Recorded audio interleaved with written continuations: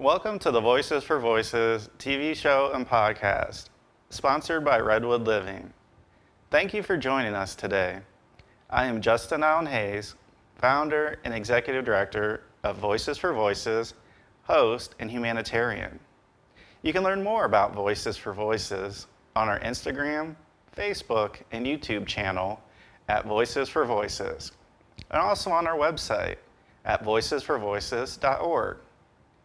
Voices for Voices is a 501c3 nonprofit charity organization, otherwise referred to as an NGO, a non-government organization, that survives solely on donations.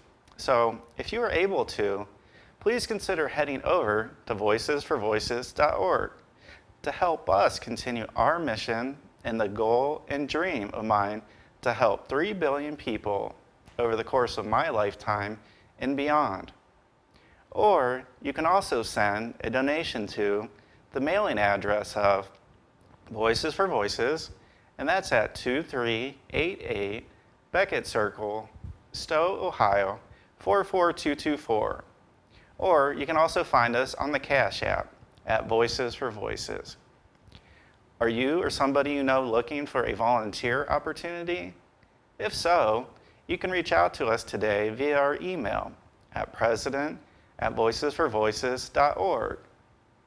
Now, I founded Voices for Voices to provide a platform for folks to share their stories with others as we work to break the stigma around mental health, accessibility, and disabilities, helping people get the help they truly need while also helping them prepare or transition into the workforce with the Voices for Voices Career Center, where we connect talent with opportunity for both job seekers and employers alike, from coast to coast and in every industry and job level. And who can forget about merchandise? The Voices for Voices merchandise shop is up and running at voicesforvoices.org/shop, where shipping is always free, and again, all donations are 100% tax deductible. Joining us in studio today is an individual who I was grateful and lucky to meet through LinkedIn and had some conversations back and forth, and his story, what he does, his past experience, and what's coming down the pike with continuing his service and mission, I thought it was very important to share with our audience, our viewers or listeners, or if you're checking out our transcript. So joining us in studio today is Rob Gorski, or otherwise known as the Autism Dad. He is a single dad raising 3 autistic children, and he has 21 years of experience of being a dad, many years of having a blog, podcast, and also has been on national and international news media, sharing his story and his experiences to get the word out and, like us, will help as many people as possible. So Rob, thank you for joining us today. Thank you for having me. Absolutely. For those who may not know the Autism Dad, what is that and where did that start? So it started back in 2010, about 2010. And the idea was that I was going to, I was struggling to kind of deal with my oldest. He was diagnosed in 2005, and I was struggling to deal with a lot of the behavioral things, like emotionally trying to deal with that. And so it was like starting to journal was kind of a thing. And I don't do paper and pencils, so I was like, I'll create a WordPress site, right? And then it'll be totally private, no one will ever see it, and I'll just be able to kind of like emotionally dump everything that I'm feeling into that. And I thought I could do that and then walk away from it, and everything would be fine.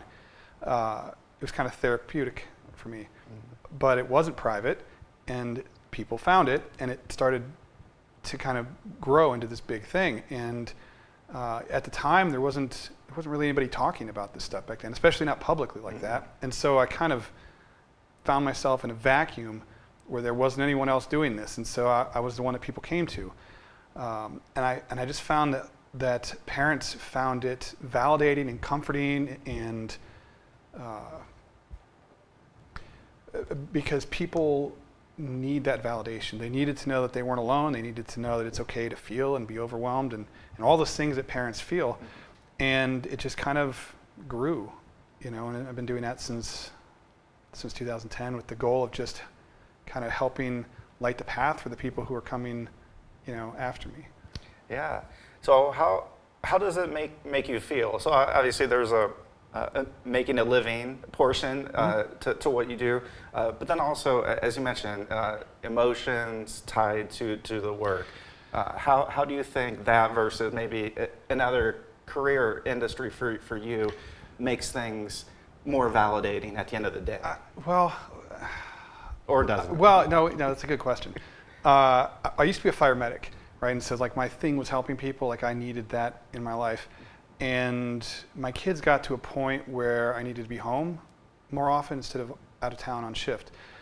And when I gave that up, I needed something to kind of fill that void. So I still felt like I was contributing, to the world in a positive way. And so, doing this has allowed me to, it helps myself to get through all this stuff. I don't think I would have been able to make it through as much or as well as I have if I hadn't been doing this. I didn't have that outlet. But it is, I've been saying a lot, it's purpose for the pain, right? All the struggles and everything that I've been through or my kids have been through are helping other people to avoid them or navigate them. And so at the end of the day, there really isn't anything else I would rather be doing. And so there is a lot of satisfaction, and it feels good to know that it's having a positive impact. And I've been around for a long time, so there's a need for it, and it's a positive thing. It is, and as you mentioned, you've been around for a long time. So sometimes organizations come and go, hot topics, hot trends, and from average people to celebrities want to jump on certain topics. And so the fact that you have been around and you are doing multiple things besides the writing now, you mentioned you're now with 2 podcasts going, and then you share your voice and your story with as many people. Yeah, and now, with the podcast, I honestly, I kind of burnt out on the writing, because if you go to the website or you go to my blog, there's 14,000 posts in 14 years, almost 14 years. And I was I should do a podcast, because I think it would be super easy to just talk into a microphone and then but it's not. It's a lot of work, which but it's a really cool way to connect with people. And one of the things that I really like doing now is giving other people a voice. And so I'll bring parents on. That's sort of the biggest thing that my favorite thing to do is to bring parents on and just let them share their story. And we kind of talked about before we were recording, I don't script anything. There's no outline. I should probably have an outline, but I don't. And I just have a conversation, and we talk about what they've been through and what they're going through. And then the people listening a lot of times just feel validated because they're going through that same thing. And then the people who are sharing their story feel empowered because they were able to talk about what they were going through, and then know that it's helping other people, and then it encourages other people to want to come on and do the same thing, and it just sort of pays it forward, and it makes a difference. I think it really helps a lot of people to hear and share. Sure. We talked about the podcast. What's the name that people can find? Oh yeah, so 99% of everything is under the Autism Dad. Okay. And then the new podcast is called Special Needs Ohio, because everything that I was doing before was, everything with the Autism Dad wasn't localized. It was more, just anywhere, right? But I wanted to focus locally more and connect with people in the community and help connect parents with resources that are available. But so that's the newest endeavor. Great. So how is it being a dad, a single father with 3 autistic children, for somebody that doesn't know at a high level? If you wanna get into detail, you can. Yeah, well, like I don't know anything else, right? So I don't have any like basis for comparison. I think it's definitely challenging, you know. In my case, I've been doing it by myself for a while. My family's very supportive, so I have like a support group and like a network, or your village, or whatever you want to call it. But it's I think it's helped me become who I am, which I'm hoping is a good thing. Yeah. I don't know. Some people might say it differently, but like in all seriousness, like our kids, when we go through this, like it changes us as parents. Like we learn to appreciate things differently and focus on the things that I think a lot of people are too busy to pay attention to sometimes, just because it's not on their radar. Sure. And you know, like my kids have done amazing. They've overcome so many of the obstacles that they were told they would never overcome. And my oldest is 23. He just got his first job, which is super awesome. Yeah. He was never supposed to be able to do anything like that. My youngest was never supposed to talk. And he's on schedule to graduate high school his sophomore year. Like he's just advanced in everything that he does, and started talking at 4 and just never stopped. And my 17-year-old just graduated 2 weeks ago as a junior. Wow. And so it's challenging, but it's the most rewarding thing that I've ever done. And I don't know anything else. So,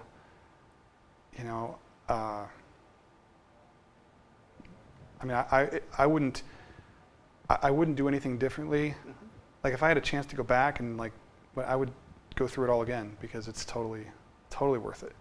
Yeah, and I think that, well, I don't think, your children are human beings, just like you and I are. And so they, like us, have similar needs. Yep. And like you and I, we grow at different paces, some mm-hmm. faster, some a little bit slower.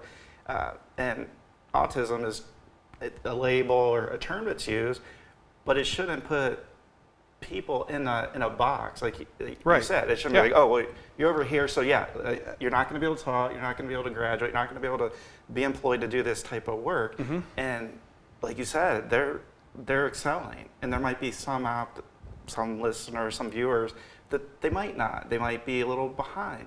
But to know that is a possibility is huge. Yeah, and I think just like on that topic, I was just doing it was a Facebook Live a couple days ago, and we were talking about that, and we were talking about like the milestones thing, right? Like how we feel like you should just like throw the milestones out the window, because if we're comparing, because they're designed to measure neurotypical,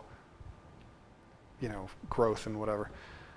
And if you don't fit that mold, or you deviate from that at all, then those milestones are relatively meaningless. Yet we still like focus on that. And so a lot of parents get stressed out because like, oh, my kid's not talking yet, or he's not walking, or he's whatever. And I think it's so important that we stop comparing our kids to other kids, even autistic kids, or even siblings, and kind of let them compete with themselves, if that makes sense. So like when you want to measure progress based on where they were versus where they are now. And I think that it's much easier to see progress when you do that. And I think it's important that we stop, like as parents, we stop and we turn around and like we look behind us, not to like dwell on stuff that we've been through, but sometimes we need to be able to see where we were in order to recognize like the progress we made and where we are now. And I just wanted to say that because I think a lot of parents kind of get hung up on the whole milestone thing, and I think it's largely, once you have a diagnosis, it's largely irrelevant. Everybody's going to move at their own pace. That's what actually triggered that, was everybody moves at their own pace, yeah. And you mentioned you've had support along the way, and that's big, whether somebody is autistic or not, whether they're a parent like myself that has a mental illness with depression, anxiety, and low spectrum autism, lights and sounds. really bother me, which makes this like, how am I here, like standing? But we're working through that. But having that support is big, not just for the kids, but for parents like you and I. And can you speak to that? That somebody out there that may or may not have that support, of maybe some things that they could do to fill that void? I think one of the biggest, we were just talking about this last night, one of the biggest challenges I think is the way parents are introduced to a diagnosis, right? So your kid gets diagnosed, you get basically a piece of paper that tells you like OTPT, here's some numbers that you can call, and then you're out the door, right? There's no discussion about like handling the emotional fallout from hearing something like that. And I think that one of the first things that parents should be like getting information-wise is like the importance of building that village, that support system, and how you can go about putting that stuff together. And like the PT and the OT and the therapists, all those people are on that list, right? Like that's important, you gotta have that. But they're not there to like, they're there in like a clinical capacity and not there when you can't sleep because you're stressed out because your kid's being bullied at school, or whatever the challenges that you're going through. And you have to have family, friends, people, especially like other parents who have autistic kids or kids who can relate to you on a level that other people can't, so that you can express what you're going through and you don't have to like explain it, because they're just like, I got it, it sucks, I'm sorry you're going through that. And I feel like we kind of don't talk about that enough. And then there's a lot of people out there who don't have family that are supportive, or are single parents and have no help. I talk to people all the time and they're like, I'm a single mom, or I'm a single dad, I have no family here, no friends, it's just me and my kid. And that's overwhelming, And I don't know how, you help people like that, but there should be, we were talking like there should be like a parenting mentor program where you get connected with other parents who are willing to like help you just get through that initial stage, like of shock, and like kind of wrapping your head around everything and just letting you know that it's going to be okay. Here's what we're going to do. And that's the first person that you can add, to your village. But, we don't do that enough, I don't think. Wow. School, can you touch on the support that your children have received throughout school? Because I think that helps with how they've advanced. They've been supportive to be able to let them go at their pace, let them. Yeah, they were in a charter school specifically for autistic kids with ADHD and other learning disabilities. And they had IEPs for the first couple of years, and then the IEPs ended up dropping off because the supports that they needed were built into the curriculum on its own, right? Everything was based on, like they based everything on martial arts, so the kids were learning like to control their bodies and respecting other people's boundaries and like all the kind of stuff that sometimes kids struggle with. And it was a really positive thing. And with my kids, my two oldest, there's a lot. They struggle more like emotionally. Like there's a lot of sensory stuff. It's like the lights, like you're talking about. Like it would probably not work out very well for some of them, and a lot of anxiety, and there's a lot of ADHD in my house. It's always lots of fun, and but they have always just absorbed knowledge. So like the education side of it, if they were in an environment that was conducive to that or supportive of that, then they just accelerated. And last year was the first year that they were actually like mainstreamed, and that was high school, and my youngest, his first year, he earned enough credits that if he does the same thing or even less his sophomore year, he can graduate, or he can start doing college credits and stuff like that. And he's allowed to work at his own pace, and he can do, he can just keep going. And he's not sort of, when you're in a classroom, the teachers have to teach so that everybody can learn. and which is the way that it has to be, and it makes total sense. But having the ability to kind of go at your own pace is really a good thing, at least for my kids anyways. And work you've done has touched people, not just here in Northeast Ohio, but you've been able to speak with national and international media. Mm-hmm. So your experience, your story is reaching, and I think that's helpful because it normalizes us as humans, that it's not just somebody in a certain area that potentially could be going through it. It doesn't know zip codes. There could be people in Australia, in Italy, in the United States. There's readers for the blog.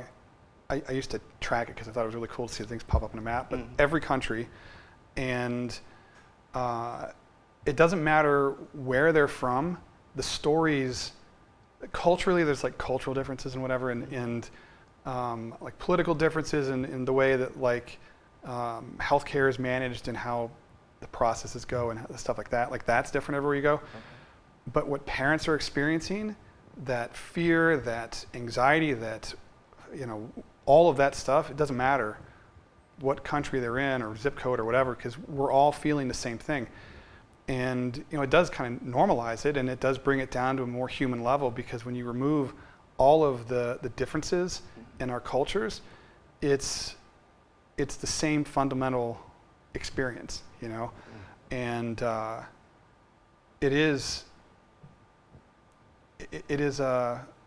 it's very connecting, I guess, to know that everybody who goes through this is experiencing something similar. And there's a lot of people out there who can relate, and you're part of a community. Even if you don't know that they're there, there's a huge community all around the world of families raising autistic kids, or kids with other disabilities, and I think that we kind of get stuck in our bubbles sometimes, and we don't see the other people, and it's nice to have a platform that allows everybody to kind of find each other and connect, and it's a very cool thing. Right. So how can people learn more about you? You touched on the podcast, the work that you're doing, and things that they can follow what you're doing, and maybe be a part of it. Yeah. Oh yeah, for sure. Like I love sharing other people's stories. Like the easiest way to find me is just to go to theautismdad.com. Right. All of the links and stuff are all there, so you can find everything from there. Okay. But I love hearing from parents if they want to write a guest post or share their story on the podcast. It's I try and accommodate everybody. I think everybody's story matters, and if I can help get your story out there and have your voice heard, then I think that's a good thing to do. You bet. And it's super easy. You just have a conversation like we're just having a conversation. Yeah, part of the hardest part is maybe the scheduling. Yeah, scheduling, and then getting over the nerves, because people are always nervous, and it's like, just, we're just going to talk. We're just going to talk. Yeah. Cameras are off. It's just so that we can see who we're talking to, and that's it. But, yeah. Great. That's the easiest way. Anything that we haven't touched on that you'd like to share, to plug? I do, actually. I want to just express the importance of self-care, because I think we have this, I've been beating that into the ground forever. Last year, towards the end of the year, I just kind of hit a wall and hit kind of a really bad burnout phase, probably like the worst that I think I've ever experienced. And it was because of a couple of things, but it was largely because I had stopped putting back into myself, right? I was sort of really focused on my kids and the stuff that was going on in my life. And you have to make yourself a priority, because if you don't, then you can spend yourself into physical and emotional bankruptcy, right? And then you have nothing to give your kids. And we think that we have to give our kids every ounce of who we are all the time, and that's like, it's a noble thing to think that, but it's misguided, because that's not sustainable. And you have to put back into yourself so that you can have stuff to give to your kids. you know? And then I guess, lastly, because this just came up yesterday, I think that parents need to know that it's okay to feel whatever they feel. You don't need someone's permission to be upset or frustrated or angry or overwhelmed. You're human, and humans experience emotions that we can't control, right? Like, we can control how we deal with them, but you can't control like that second that they hit you in what you're experiencing. And parents beat themselves up because, I shouldn't be angry with my son, he's autistic, or he's got ADHD and I shouldn't be, I need to be more patient. Well, like, you're human. My kids drive me nuts. I tell them all the time, you guys drive me crazy, but I love them. And it doesn't mean that it's not them, it's just my human limitations that sort of drive that. And it's okay. It's okay to feel that way. And it doesn't make you a bad parent, it doesn't make them a bad kid. And we got to give ourselves that grace to be human and move on from that. Because I think there's too many people get hung up on that. And there was kind of we were talking about that yesterday on one of the groups. But yeah. No, that makes complete sense, and something that was introduced to me through a previous guest was efficiency complex or efficiency syndrome, where us as human beings, we're comparing ourselves to what robots are doing, what AI, what Chat GPT, and all those things, where it's like the human being wasn't made to process 100 things at the same time. Yeah. And so, like you said, it's okay to have feelings, and we're going to feel happy at times, we're going to feel sad, upset, frustrated, and that's okay. And we can take time away, whether away from the phone, away from screens, and just be, and sitting and relaxing and recharging the batteries in a safe and healthy way is okay. Yeah, you have to, because like a lot of times when you're raising an autistic kid, in a lot of situations, you're going to be doing that for much longer than what a lot of other parents of neurotypical kids will have to do. And the only way that you can do that sustainably is to remember that it's a marathon, it's not a sprint. So like, you can't just throw everything into it, because you can only do that for so long. And then your kid's going to pay the price, because you're not going to be the best version of yourself. And so if you just make yourself a priority, then you're in a better place to give to the people in your life that need it. And my therapy is another good thing, therapy. And my therapist told me that you have to be selfish before you can be selfless. And put back into yourself so you have stuff to give other people. Yeah, and some people might say, well, you're being selfish. You're only thinking about yourself. Well, there are times that we need to, and the people or individuals or the societal thoughts, those individuals probably need to put a little bit into their selves too, so they can understand that, okay, while I have 100 things to do, it's okay to do 60 of them today, or whatever that number is, because I can do the rest tomorrow, and there will be another day, and there's no like deadline where some explosion's going to happen. Like if you don't do it, like, the world's not going to end if you go to the gym or you do, you have a cup of coffee and read whatever you do for yourself that is for you, that makes you feel better, and kind of puts back into you. Doesn't have to be the same thing that is for me, and it doesn't have to be some like grandiose thing. For me, I go to the gym, and that's my thing. And there's a lot of people who will go for runs, or they'll go walk, or they'll do whatever. You put back into yourself, and you end up ultimately being a better parent to your kids, because you have the resources and the bandwidth, because you've replenished. It's like running your car out of gas. I mean, you don't want to do that. And like, we have our phones. Like, we don't let our phones die. Right? You plug them in like all the time, because we want to keep that battery charged. We got to do the same thing to ourselves. Exactly. Great. Well, Rob, thank you so much for joining us. It's been a pleasure. Oh, thank you. This was awesome. Great. And we also want to thank you, our viewers, our listeners, for checking out our transcript. Rob is an awesome person, awesome parent. Please check out autismdad.com. Find all the links to what Rob is up to, and if you can, follow him and maybe help join him, help others. And so until next time, I am Justin Allen Hayes, and this has been an episode of the Voices for Voices TV show and podcast. And until next time, I hope you have a great day and be a voice for you or somebody in need.